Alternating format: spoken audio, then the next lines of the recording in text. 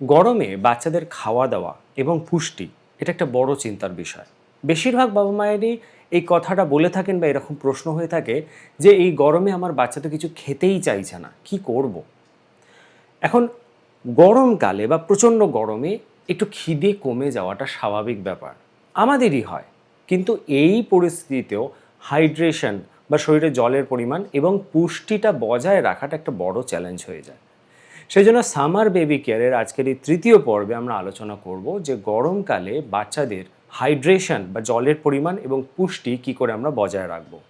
সেই দিক থেকে দেখতে গেলে 0 to 5 ইয়ার্স বাচ্চাদের বয়স অনুক্রমিকভাবে কতটা জল এবং কী পুষ্টি দেওয়া যেতে পারে বা কী খাবার দেওয়া যেতে পারে যাতে ওরা সুস্থ থাকে, সেইটা আমরা আলোচনা করব। এবং অবশেষে এটাও আলোচনা করব যে কোন ভুলগুলো আমাদেরকে এড়িয়ে চলা উচিত। প্রথমেই আসি 0 to 6 মান্থের যে বাচ্চারা, একদম ছোট্ট বাচ্চা। অনেক বাবা মাই মনে করেন যে আশেপাশে বা এই এখন প্রচণ্ড গরম, একটু অল্প জল দিয়ে দিই, কিন্তু না। WHO এবং ইউনিসেফ তাদের গাইডলাইন্সে পরিষ্কার বলছে যে 6 মাসের নিচে বয়স সেই সমস্ত বাচ্চাদের 1 ফোঁটাও আলাদা করে জল দেওয়ার প্রয়োজন নেই। আপনি যদি মনে করেন ফুটিয়ে ঠান্ডা করে ওদেরকে জল দেবেন, কখনোই দেবেন না।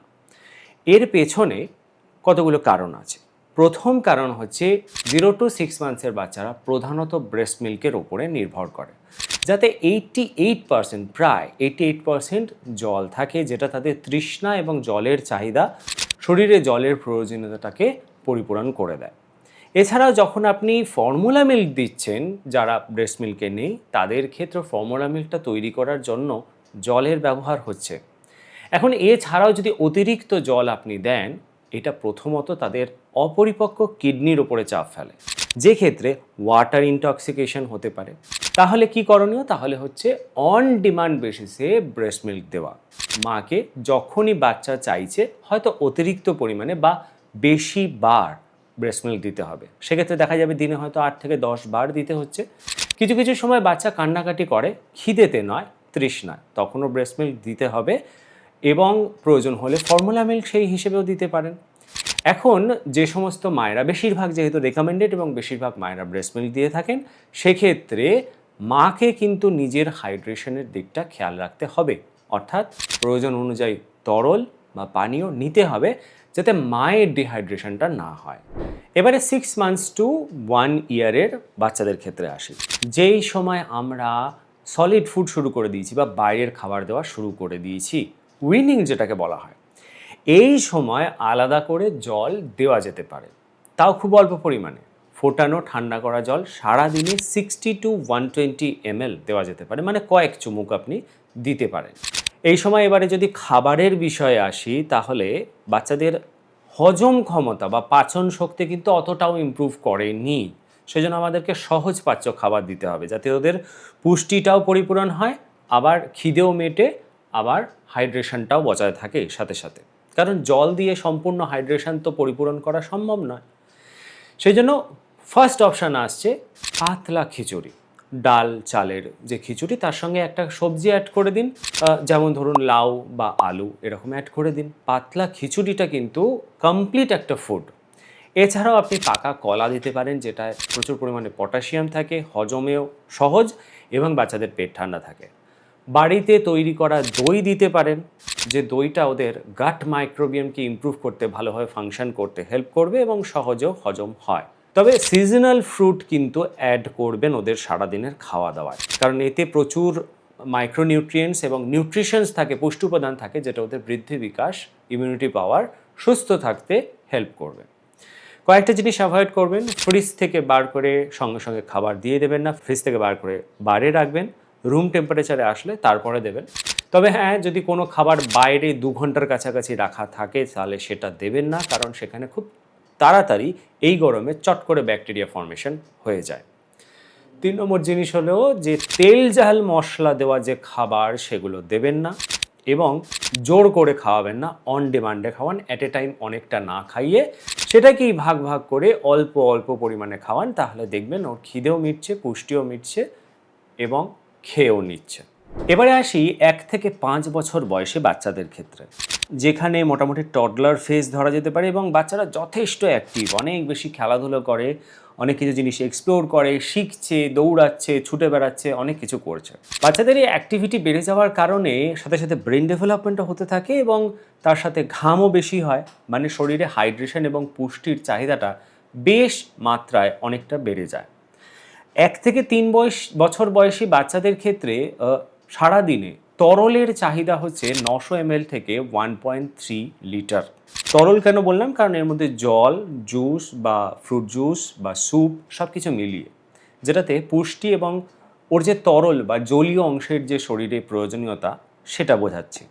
এটাই 3 থেকে 5 বছর বয়সে গিয়ে 1.2 লিটার থেকে 1.6 লিটার হয়ে দাঁড়ায়। এবার যদি হাইড্রেশন এবং পুষ্টি সব কিছুর দিক থেকে আমি বলি যে কী কী খাবার এই সময় অন্যান্য খাবারের সঙ্গে এগুলো মাস্ট রাখবেন, সেটা হচ্ছে প্রথমেই আসছে ডাবের জল, যেটা খুব উপাদেয় একটা তরল এবং অনেক পুষ্টিরও যোগান দেয়। দ্বিতীয় দিতে পারেন লেবুর জল, কয়েক ফোঁটা লেবু দিয়ে তাতে অল্প একটু গুড় দিয়ে দিতে পারেন, যেটা হাইড্রেশনও মেনটেন করবে এবং শরীরে যে ভিটামিন সি তার প্রয়োজনীয়তাটাকেও পরিপূরণ করবে। এছাড়াও বাড়িতে তৈরি করা যে দই, সেটা থেকে ঘোল তৈরি করে দিতে পারেন বা দইয়ের শরবত তৈরি করে দিতে পারেন। এছাড়াও সবজির স্যুপ বা ফ্রুট জুস দিতে পারেন। ডেফিনেটলি ফ্রুট জুস দিলে তাতে চিনি অ্যাড করবেন না, বাড়িতে তাজা ফল নিয়ে এসে সেখান থেকে হাতে তৈরি করে দেবেন জুস। আর যদি সিজনাল ফ্রুট বা টাটকা তাজা ফল দিতে পারেন তাহলে তো খুবই ভালো হয়। তবে হ্যাঁ, এখানে কয়েকটা কথা বলে রাখি যেগুলো অ্যাভয়েড করবেন, সেটা হচ্ছে কোল্ড ড্রিঙ্কস কখনোই দেবেন না এবং প্যাকেটজাত যে জুসগুলো আমরা কিনে নিয়ে আসতে পারি সেগুলো দেবেন না। এগুলোতে অনেক বেশি সুগার থাকে এবং অনেক জিনিস থাকে যেটা বাচ্চাদের জন্য ক্ষতিকর, বাচ্চাদের বৃদ্ধি বিকাশ হ্যাম্পার করতে পারে, আটকে দিতে পারে, বাচ্চাদের পাচন ক্ষমতা যে ডেভেলপ করে সেটাতে সমস্যা নিয়ে আসতে পারে, গাট মাইক্রোবিয়ামে প্রবলেম নিয়ে চলে আসে, ইমিউনিটিতে প্রবলেম চলে আসে। এছাড়াও ফ্রাইড বা যে জাঙ্ক ফুড যেগুলো পাওয়া যায় এবং চিপস, এগুলোও অ্যাভয়েড করবেন। দেখুন, এই গরমে একটা বড় ব্যাপার হলো ডিহাইড্রেশন, মানে শরীরে জল শূন্য হয়ে যাওয়া বা জলটা কমে যাওয়া।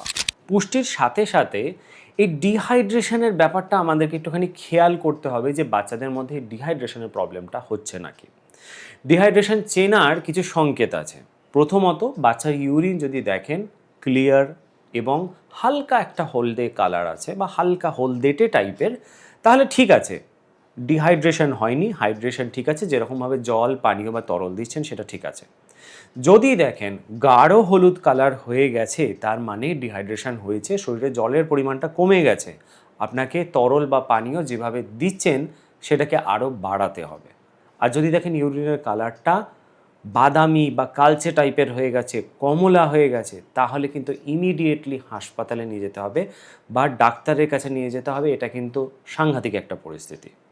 আরও কয়েকটা বিপদ সংকেত বলে রাখি। যদি দেখেন বাচ্চা 6 ঘন্টারও বেশি বা 6 ঘন্টার কাছাকাছি ইউরিন পাস করছে না, যদি দেখেন বাচ্চা প্রায় অচেতন হয়ে ঝিমিয়ে পড়ে আছে, চোখটা ভেতরের দিকে ঢুকে গেছে, কাঁদছে, জল পড়ছে না, মাথার ওপরের যে নরম অংশটা সেটা ভেতরের দিকে ঢুকে গেছে, ঝিমোচ্ছে এবং হাত পা ঠান্ডা হয়ে গেছে, এই রকম পরিস্থিতিগুলোতে কিন্তু ডাক্তারের কাছে নিয়ে যাবেন বা ইমিডিয়েটলি হাসপাতালে নিয়ে যাবেন।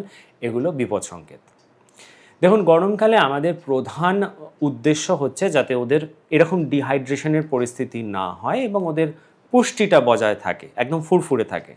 গরমকালে খিদেটা কমে যাওয়াটা একটা স্বাভাবিক এক ব্যাপার, কিন্তু আমরা যদি এই দিকগুলোকে খেয়াল করে রেখে ছোট ছোট অল্প অল্প পার্টে পার্টে ওদেরকে খাবার খাওয়াই, জোর না করি, ওদেরকে চনমনে রাখার চেষ্টা করি, অ্যাক্টিভ যদি থাকে, তাহলে ভয় পাওয়ার কিছু নেই।